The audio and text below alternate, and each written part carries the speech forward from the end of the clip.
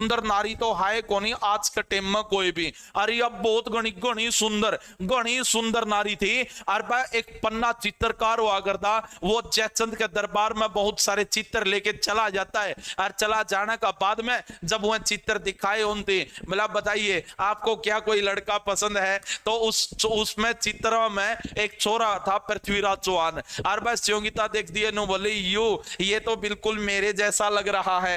और भाई फिर वो इस बात है जयचंद हो गया परेशान। और परेशान होने का बाद में फिर वो पन्ना ने गड़बड़ तो सारी पन्ने न करी थी पन्ना चित्रकार ने। और फिर वो पन्ना कित पहुंच गया, पृथ्वीराज चौहान का घर पहुंच गया। और पृथ्वीराज चौहान ने ती जागन है और वो संयोगिता का चित्र बना रहा था। और जानदा ही उसने हमें चित्र दिखा दिया, बोला देखिए मैं आपके लिए एक सुंदर ही लड़की ढूंढना चाहता हूं, आपको कोई लड़की क्या पसंद है इसमें से? तो वो ने बोला यस यस यस यस दिखाइए मेरे को चित्र तो दिखाइए। तो भाई वो उसकी चित्र दिखा दे हैं। तो भाई चित्र दिखाने का बाद में तो भाई वो नु बोला उसकी, बोला आपको क्या कोई लड़की पसंद है? नो बोला हाँ हाँ लड़की तो पसंद करनी पड़ेगी यार, ये तो उम्र भी तो होगी। बोला ये बात भी ठीक करे हो। और भाई तो यह बात कंधे तो भाई पृथ्वीराज चौहान का मन में एक ये बात आई, ना वो हमसे कुछ कहते हैं ना हम उनसे कुछ कहते हैं, परंतु हम दोनों के दिलों में दोनों ही रहते हैं। तो भाई उसने यह बात मार दी। और यह बात मार दे नो बोला ईब प्रोग्राम हो गया सेट भाई।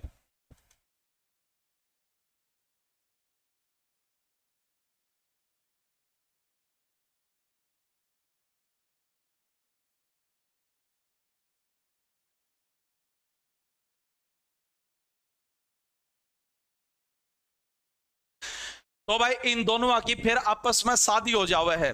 और फिर वो दूसरी बात है इनकी दोनों की आपस में ये बातचीत होगी। और एक बारी फिर क्या हुआ, जयचंद ने अपना घर में यानी कि समय भंडार कर दिया था भाई। और उसमें जितने भी राजा रूजा थे वह सारे के सारे बुला लिए। और परंतु पृथ्वीराज चौहान को नहीं बुला गया। और पृथ्वीराज चौहान की जगह पे उसने एक मूर्ति खड़ी कर दी। और जब संयोगिता आई आने का बाद में उसने चारों तरफ देखा तो पृथ्वीराज चौहान कहीं पर भी नहीं मिले थे। और नहीं मिला तो उसने वह लास्ट में जाकर मूर्ति मिली और वह जाकर मूर्ति का माला डालन लगी, जो वरमाला होती है वो डालन लगी। तो इतनी बार में पृथ्वीराज चौहान वहां पर पहुंच चुके थे और वो माला पृथ्वीराज चौहान पे ही चली जाती है। तो पृथ्वीराज चौहान का ही डल जा हुआ है भाई वह माला। और वह माला डलने का बाद में तो जयचंद और गुस्सा में हो गया।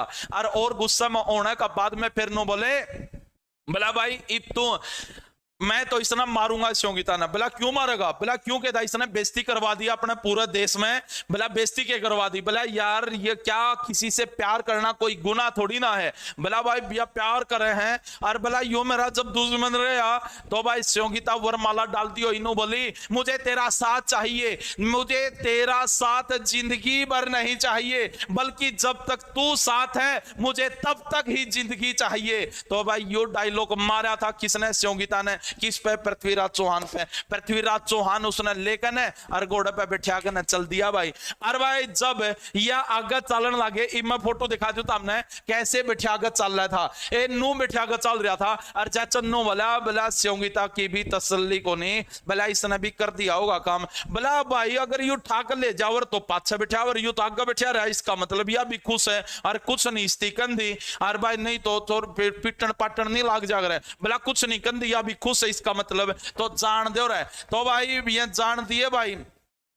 और या स्थिति जब जान लग रहे थे तो या संयोगिता नु बोली तेरे ते शुरू तेरे पे खत्म, गुस्सा भी तेरे पे करूं, प्यार भी तेरे ते शुरू करूं, जिंदगी भी तेरे ते शुरू करूं, जिंदगी भी तेरे पे खत्म करूं। जब पृथ्वीराज चौहान की मृत्यु हुई उस जब संयोगिता को पता चला तो संयोगिता ने दीवार के सिर मार मार के अपनी मृत्यु कर ली थी। तो वह दोनों की मृत्यु भी एक के दिन हुई थी। और ऐसा बताया जाता है 10 मिनट के अंदर संयोगिता ने मार मार के मृत्यु कर ली थी। याद रखियो यू प्यार था। और आज का टाइम पे देख लो भी ये प्यार है।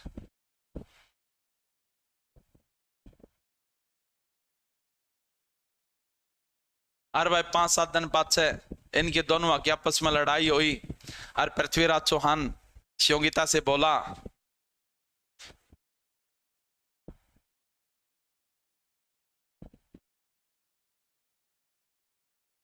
जो मिला उसमें ही खुश रहता हूं, मेरी उंगलियां मुझे सिखाती हैं दुनिया में बराबर कोई नहीं है। तो भाई नो बोला, मैंने तो बहुत घनी सुंदर नारी मिल गई है, मैं इसे मैं खुश हूं, मैं और किसी की नारी की तरफ नहीं देखूंगा कि फलाने की सुंदर है, दकड़े की सुंदर है, क्योंकि सभी उंगलियां बराबर नहीं होती हैं। तो भाई यह बात कही थी, इसकी कसम दी थी, कसम शिवगीता थी पृथ्वीराज चौहान ने, याद रखियो। और भाई जब यह आगे दोनों बढ़ने लगे थे और जब युद्ध चल था त्राइन का दूसरा युद्ध, और पृथ्वीराज चौहान स्थिति जानता है, तब इसका दौर तक चल था ना वापिस, तो इस तीनों बोला, स्थिति जानता इन्हों बोला, दिल खरीदना चाहती हो? यानो बोले यस, चलो हम कीमत बताते हैं, जरा झुककर थोड़ा हा मुस्कुरा दे, हम बस इतने में ही बिकना चाहते हैं। तो भाई या फिर भाई मुस्कुराते पृथ्वीराज चौहान बिक गया। जब इसने पृथ्वीराज चौहान ने कसम खाई थी, मैं 6 महीना तक बाहर नहीं जाऊंगा, ना तो मेरा राज्य में जाऊंगा, कमरे तक बाहर भी नहीं जाऊंगा। फिर यानो बोली, बाथरूम भी नहीं करने जाओगे? बोला नहीं जाऊंगा। बोला और कुछ बाहर घूमने फिरने नहीं जाओगे? बोला नहीं जाऊंगा। बोला ठीक है। तो भाई पृथ्वीराज चौहान वर्सेस क्या था? शिवगीता। याद रखिएगा, मैंने आपकी यह बात बता दी थी, यू सारा काम हो गया था, सिस्टम फिट हो गया था। और भाई फिर आपने सुना होगा जयचंद ने गौरी का साथ दिया था, तो ऐसा क्यों?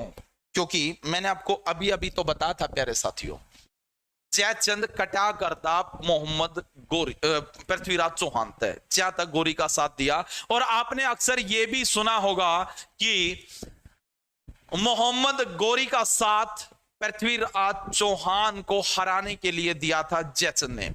जयचंद समय युद्ध में शामिल नहीं हुआ था, उसने युद्ध में अपनी सेना भेज दी थी और गौरी ने सेना को लेकर गया था और पृथ्वीराज चौहान को हरा दिया था। तो याद रखिएगा प्यारे साथियों, पृथ्वीराज चौहान हार गया था भाई।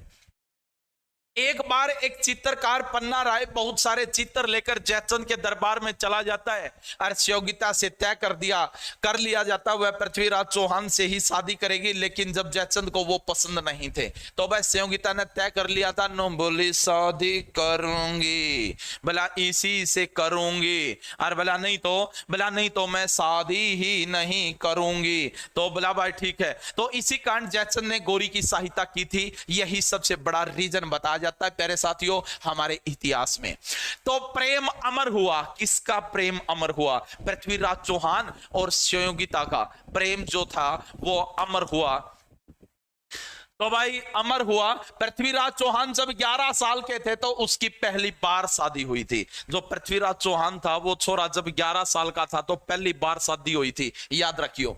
उसके बाद हर साल 22 साल, अगर जब वो 22 का है, हर साल उसकी शादी होया कर दी जब तक वो 22 साल का नहीं होया। क्या बात है, 11 साल में 11 साल का था जब पहली बार शादी हुई, और जब तक 22 साल का होया प्रत्येक साल शादी होया कर दी। इस बरगे तो ठाठ थे नहीं किसी के भी।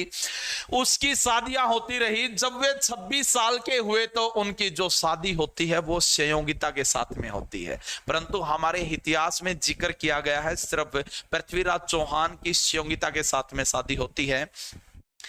उनकी कुल 12 रानियां थी। अगर पूछा जाता पृथ्वीराज चौहान की कुल कितनी रानियां थी, तो वो 12 रानियां थी। तो कितनी रानियां थी प्यारे साथियों? याद रखिएगा 12 रानियां थी। तो याद रखिए जो सबसे पहली जो रानी थी पृथ्वीराज चौहान की, जंभावती। तो क्या नाम था? जंभावती। तो दूसरे नंबर की इच्छनी। तो याद रखिए ये पृथ्वीराज रासो जो नामक पुस्तक है उसमें इन 5 रानियों का जिक्र किया गया। वैसे पृथ्वीराज चौहान की कुल 12 रानियां थी। यादवी, शशिवर्ता, हस्तावती और 5वीं थी शिवगीता। याद रखिएगा प्यारे साथियों।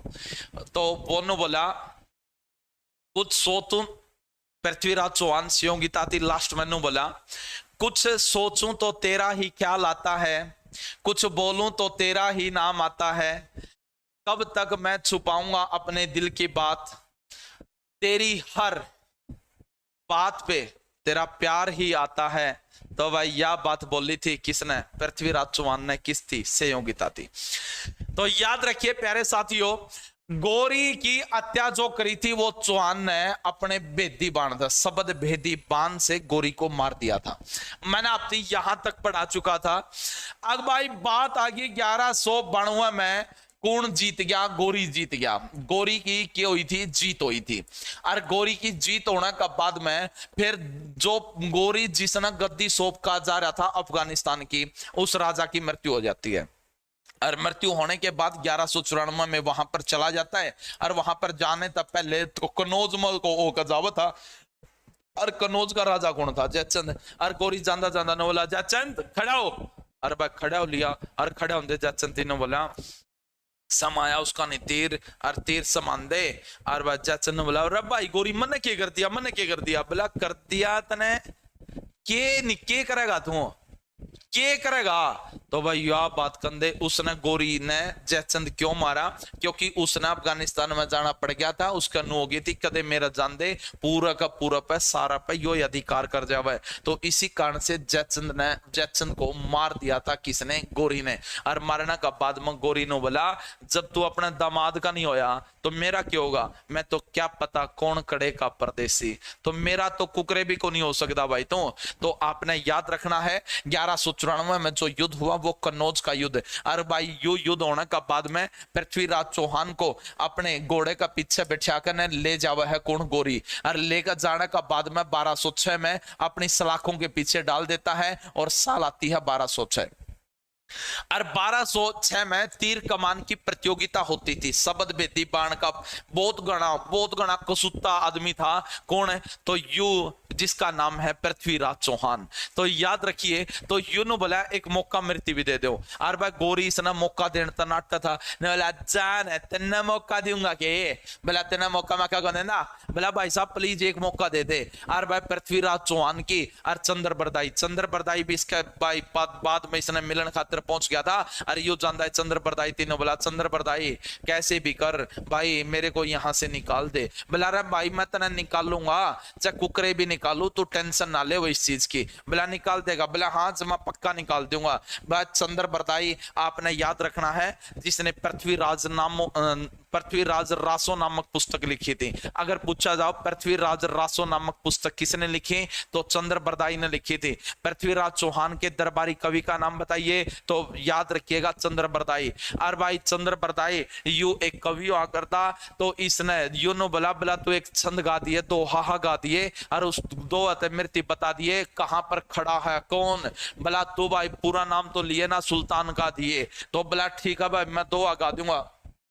तो वहां जो तीर कमान की प्रतियोगिता थी वो एक गोल चक्कर में खड़ा कर दिया गौरी। वह साल थी 1206। और गोल चक्कर में खड़ा करने का बाद में और फिर भी देखो इस्लाम के धर्म वाले व्यक्तियों ने उन पे फिर भी विश्वास नहीं कराया। अंधा था फिर भी विश्वास नहीं कराया। फिर भी आख्या पे सफेद पट्टी बांध दी। और सफेद पट्टी बांधने का बाद में और नू घुमा दिया ताकि उसको समझ ना आए कि मैं किस डायरेक्शन में खड़ा हूं। तो भाई घुमाने का बाद में और वो चंद्र बरदाई ने तो वो एक काम शुरू कर दिया। कौन सा काम? वो छंद वो 4 लाइनें गाई थी। नो बोला 4 5 24 गज अंगुल अष्ट प्राण प्रमाण और ऊपर सुल्तान तो मत चूक चौहान। तो यह बात कंधे भाई उसने तो मारा सीधा तीर नु गुम कन और बाईद गुम का मर दे तीर। वो किसका लग गया? गौरी का लग गया। और गौरी का तीर लग दे तो गौरी मर गया भाई। तो यू देखो यू चलावता तीर और यू खड़ा था चंद्र बरदाई। अरे यू तीर मारा किसके?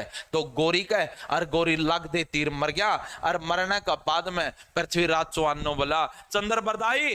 तो भाई दूसरा मारा चंद्र बरदाई में।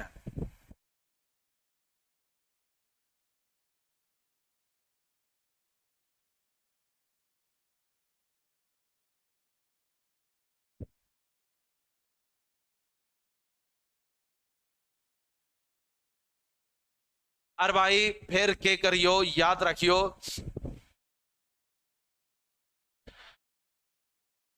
बोला चंद्रबरदाई ने बोला हाँ भाई, तो दूसरा तीर मारा चंद्रबरदाई का, चंद्रबरदाई भी मर गया। और कुछ इतिहासकार बताते हैं कि तीसरा तीर उसने अपना खुद का अपना आप मार लिया था, और खुद का अपना आप मार लिया था।